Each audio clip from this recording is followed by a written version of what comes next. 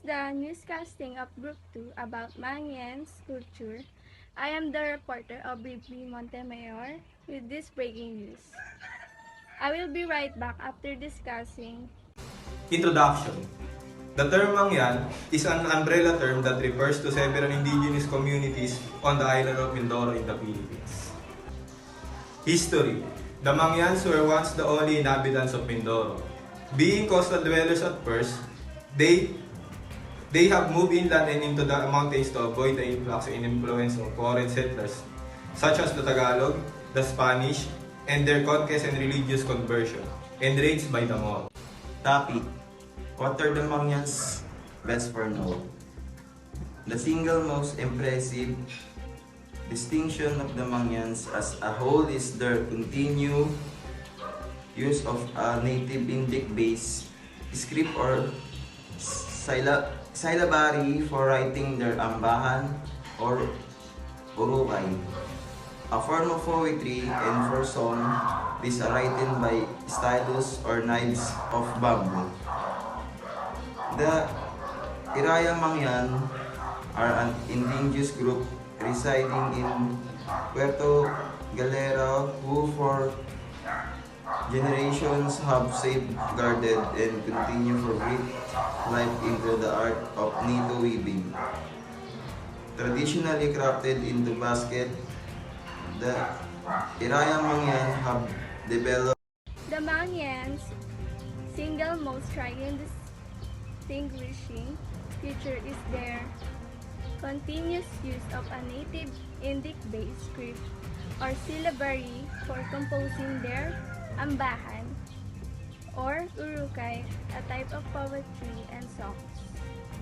The Iraya Mangyans are an indigenous group who live in Puerto Galera, who have for years protected and continue to revive the craft of needle weaving, traditionally made into baskets. The Iraya Mangyans have adapted this art form to create modern objects such as coasters, trays, and bread plates among others.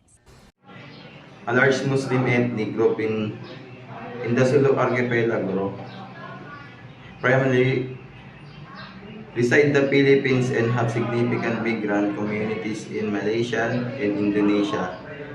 They have strong kinship solidarity, a strong Austronesian language, and a primary agriculture economy. Sulu College of Technology, SCT.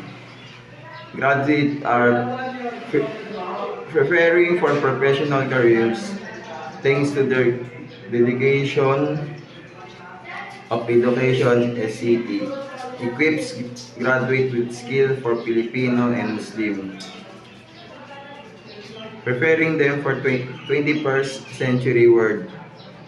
The school is a trendsetter in science and technology education in the Sulu archipelago, incorporating Islamic true and famous scientists like LBN Haytham and I-Khwarizmi. Community is fostering innovation to preserve cultural tradition, promote economic growth, address social challenge, and promote environmental sustainability, fostering global collaboration and prosperity.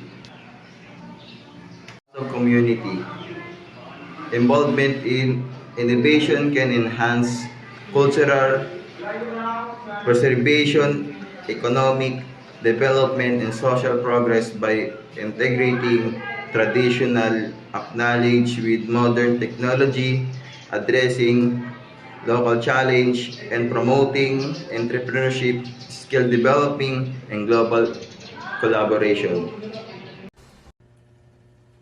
Living in the foothills of Mount Malasimbo, the Iraya Mangyans are the indigenous people of Oriental Mindoro, who are known for their skills of needle weaving and preserved tradition that celebrates their unique art form.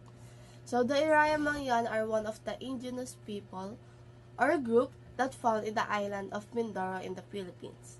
They are known for their rich culture heritage, which include unique traditions, language, and craftsmanship, such as weaving and traditional music.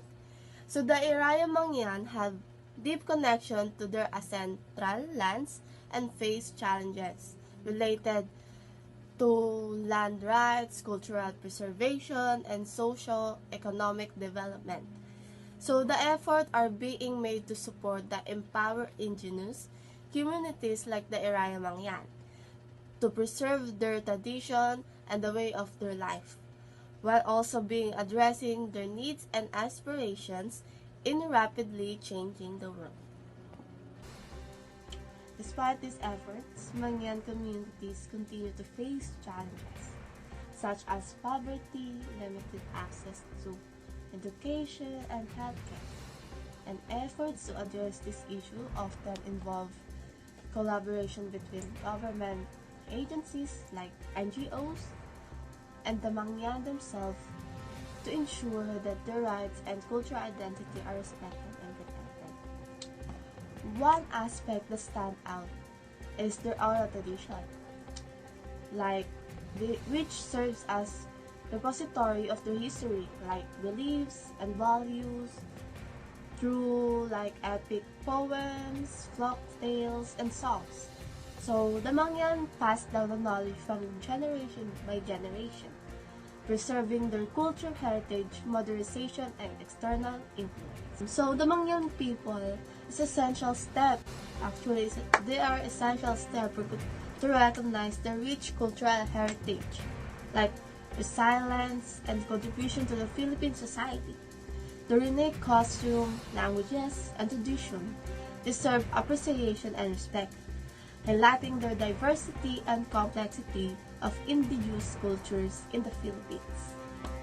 And lastly, acknowledging the Mangyan people is a testament of their resilience, strength, and dignity in the face of adversity. It is a call to action to uphold their rights and promote their well-being, and celebrate their cultural heritage as an integral part of the Philippine nation. Why is it important to give value to the indigenous people, science, and technology?